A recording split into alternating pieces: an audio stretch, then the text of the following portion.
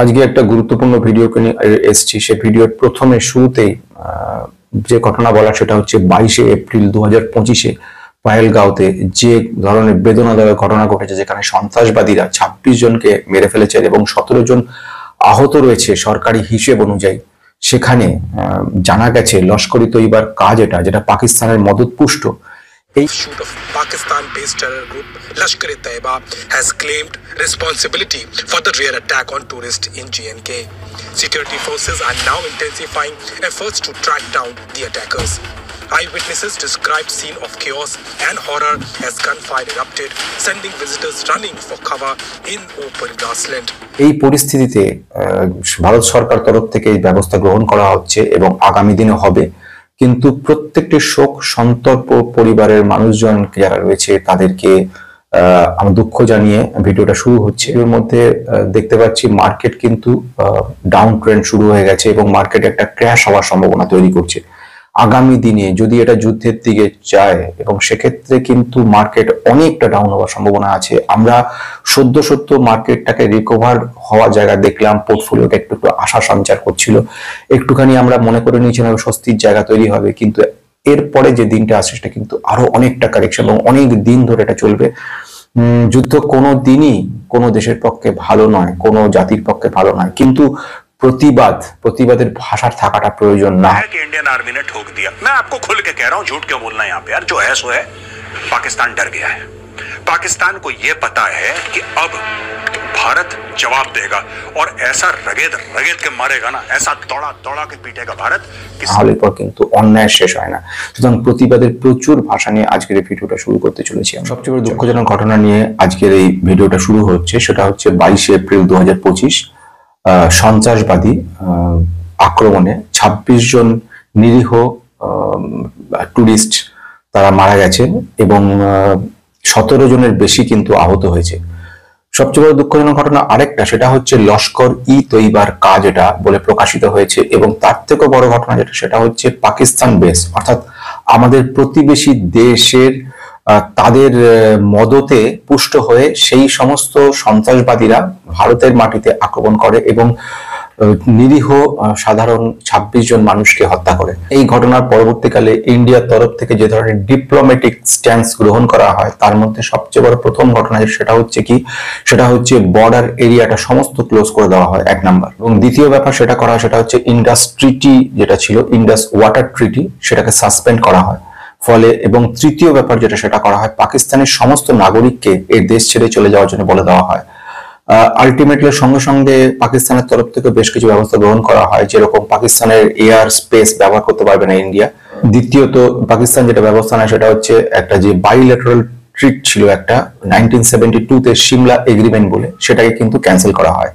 এইগুলোর মাধ্যমে একটা উত্তেজনাময় অবস্থা সৃষ্টি হয় এবং একটা যুদ্ধর মতো পরিস্থিতি সৃষ্টি হয়েছে। বর্ডার এলাকাতে প্রচুর পরিমাণ সৈন্য মোতায়েন করা হয় পাকিস্তানের তরফ থেকে, ইন্ডিয়ার তরফ থেকে, এবং এমন একটা অবস্থা যেখানে কিন্তু পাকিস্তান রীতিমতো যুদ্ধ সৃষ্টি করার জন্য যুদ্ধের দিকে যাচ্ছে।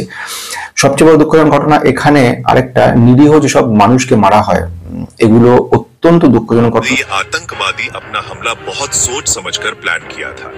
वो पाकिस्तान से घुसपैठ करके लाइन ऑन ऑफ कंट्रोल पार करके सिर्फ भारत में दहशत फैलाने आए थे। उनका खौफनाक मकसद भारत के समुदायों में फूट डालना। उनके तरीके बेहद क्रूर थे, उनके दिलों में इंसानियत नहीं थी। उन्होंने टूरिस्टों को रोका और उन्हें एक भयानक परीक्षा से गुजारा। उन्होंने उनसे कलमा पढ़ने को कहा, अगर कोई नहीं पढ़ता तो उसकी मौत पक्की थी। कुछ लोगों को अपना धर्म साबित करने पर मजबूर किया गया। मासूम लोगों पर हमला नहीं था, ये भारत के सेक्युलर ताने बाने पर सोची समझी चोट थी। इस हमले में 26 मासूम लोगों की जान चली गई। इनमें 2 विदेशी नागरिक भी थे। जो भारत की खूबसूरती देखने का सपना अधूरा ही रह गया। 2 लोकल लोग जिनकी जिंदगी इस वादी से जुड़ी थी, वो भी आतंकवादियों की बर्बरता का शिकार हो गए। आतंकवादी मौत और बर्बादी का मंजर छोड़ गए। 20 से ज्यादा लोग बुरी तरह घायल हुए, उनके शरीर पर जख्म और उनकी रूह टूट गई। আলটিমেটলি এর পিছনে যেসব কিছু গুজব কাজ করছে, যেরকম চায়না যখন দেখতে পাচ্ছে যে ম্যাক্সিমাম তাদের যে বিজনেসটা সেটা আস্তে আস্তে ঘুরে যাচ্ছে ইন্ডিয়ার দিকে, সেই সময় নজর ঘোরানোর জন্য কিছু ব্যবস্থা। এটা একটা গুজব, অরিজিনাল ঘটনার তথ্য বিচার এখনো পর্যন্ত পাওয়া যায়নি। কিন্তু যেটা পাওয়া গেল সেটা হচ্ছে স্টক মার্কেটে কিন্তু রীতিমতো প্রভাব পড়া শুরু হয়ে গেছে, যেটা দেখা হয়ে গিয়েছিল এতদিন বাদে একটা পজিটিভ একটা ট্রেন্ড আমরা দেখতে পেয়েছিলাম মার্কেট জুড়ে, এবং একটা আশার বাণী শোনা গেছিল, সেটা কিন্তু শুরু হয়ে গেছে। অর্থাৎ মার্কেট ক্র্যাশ করার সম্ভাবনা কিন্তু বাড়ছে এবং সাংঘাতিকভাবে। অর্থাৎ নিউক্লিয়ার যদি শক্তিধর দেশগুলোর কথা বলি তাহলে পাকিস্তানও কিন্তু নিউক্লিয়ার শক্তিধর দেশ এবং ভারত, এবং দুটো শক্তিধর দেশের মধ্যে যদি যুদ্ধ হয় তার আতঙ্ক কিন্তু সারা বিশ্বময় ছড়িয়ে পড়ার সম্ভাবনা। ওদিক থেকে ইউএসএ বলা হোক, চায়না, সকলেই কিন্তু এই ধরনের ঘটনায় দুঃখ প্রকাশ করেছে এবং বলেছে যে আমরা আপনার সঙ্গে আছি। এই ধরনের ট্রিটমেন্ট, এই ধরনের যে ব্যবস্থা গ্রহণ করেছে, ফলে আলটিমেটলি একটা যুদ্ধ সিচুয়েশন, ওয়ার্ল্ড লাইক সিচুয়েশন তৈরি হতে চলেছে। এরকম পরিস্থিতিতে মার্কেটের ক্ষেত্রে কিছু পজিটিভ ঘটনা ঘটেছে, যেরকম Q4 রেজাল্ট কিন্তু বেশ কিছু জায়গায় ভালো এসছে, কিন্তু তার কোনোটাই কিন্তু আমরা ফলটা ভোগ করতে পারছি না এই মুহূর্তে। কারণ এই মুহূর্তে যেটা দেখতে পাচ্ছি সেটা হচ্ছে শুধু একটা টেনশনের মহল সৃষ্টি হতে চলেছে। প্রথম যেটা যাব, রিলায়েন্সের আজকে রেজাল্ট আসতে চলেছে। রেজাল্ট খুব একটা ভালো হবে বলে মনে হচ্ছে না, কারণ তারা আগেই বলেছে অয়েল অ্যান্ড ন্যাচারাল গ্যাসের দিকে খুব একটা পজিটিভ খবর পাওয়া যাচ্ছে না। সেকেন্ড খবর আসছে কি, সেকেন্ড হচ্ছে মারুতি সুজুকি, তাদের কিন্তু একটা পজিটিভ ব্যাপার আসছে এবং তাদের একটা রেজাল্ট আসবে, রেজাল্টটা পজিটিভ সম্ভাবনা রয়েছে।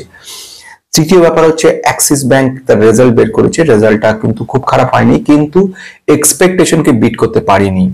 দিকে আইটি সেক্টরে একটা স্টকের কথা বলবো, টেক মাহিন্দ্রা। টেক মাহিন্দ্রার নেট প্রফিট কিন্তু খুব সুন্দর করেছে, 70% অ্যাবভ হয়ে গেছে, 71%। এটা একটা পজিটিভ ব্যাপার, কিন্তু তার সঙ্গে একটা নেগেটিভ ব্যাপার রয়েছে, সেটা হচ্ছে বেশ কিছু রেভিনিউ গ্রোথটা কিন্তু কম দেখতে পাচ্ছি আমরা, মানে অ্যাপ্রক্সিমেট 4% মতো কিন্তু রেভিনিউ গ্রোথে নেগেটিভিটি দেখতে পাচ্ছি আমরা। এইটা কিন্তু একটা ব্যাপার তৈরি করেছে, এবং এ ব্যাপারে টেক মাহিন্দ্রা যেটা বলা সেটা হচ্ছে মোবিলিটি এবং টেলিকম ডিপার্টমেন্টটা যে ডিভিশনটা, সেখান থেকে প্রফিটেবিলিটি কম এসছে। এবার আসবো পরের খবরের দিকে, এলটিটিএস কিন্তু রেজাল্ট বেরিয়েছে, রেজাল্ট কিন্তু খুব আশানুরূপ হয়নি। অপারেটিং প্রফিট মার্জিন 20% থেকে 6% হিসেবে ডাউন হয়ে গেছে। প্রফিটেবিলিটি থাকলেও তার পরিমাণটা এক্সপেকটেশনের থেকে কম, এটা একটা নেগেটিভ ব্যাপার। 38 টাকা করে ডিভিডেন্ড দিচ্ছে, হিউজ 5% নেগেটিভ হয়েছে, লোয়ার সার্কিট লেগে গেছে।